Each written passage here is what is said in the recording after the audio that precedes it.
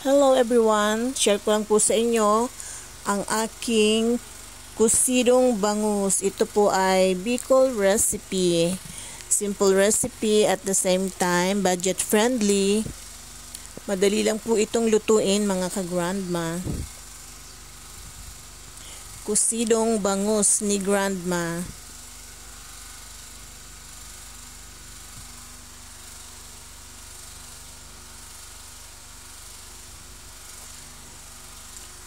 So, umpisahan na po natin ang pagluluto.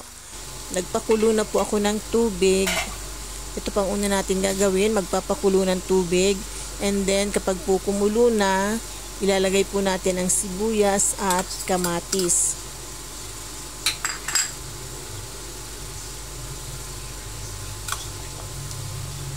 Isusunod na po natin yung bangus.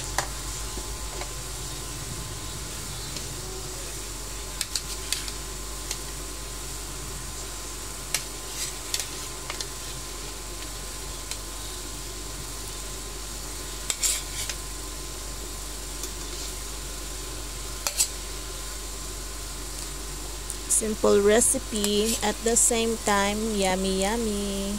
And budget friendly syempre. And naglagay na rin po tayo ng asin para sa ating pagtimpla ng kusidong bangus. And takpan po natin, hayaan natin kumulo hanggang sa maluto yung isda. So this time po luto na yung isda. Ilalagay naman po natin yung talbos ng kamote.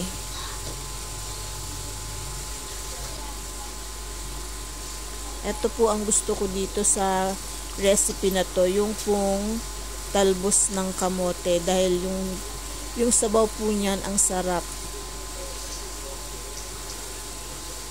Mamaya po makikita nyo magkukulay red yung sabaw niya kapag kanilagyan na natin ng kalamansi juice.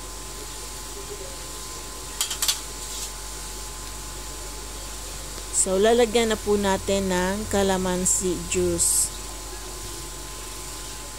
Mabilis lang pong magluto nitong kusidong bangus. Napakadali, napakasimpleng luto. Lutong bahay, lutong probinsya, lutong Bicolana.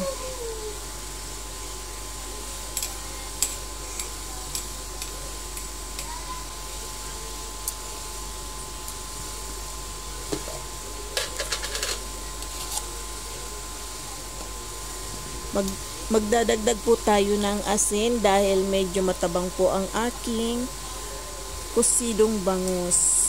So, nagdagdag po tayo ng konting asin.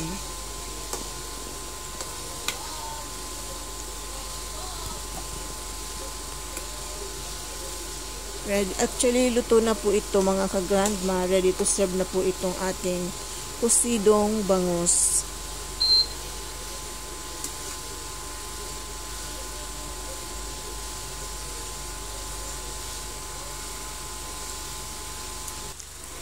So, ayan o, di ba? Nakakatakam. Ang sarap po ng sabaw nito, promise. Kusidong bangus.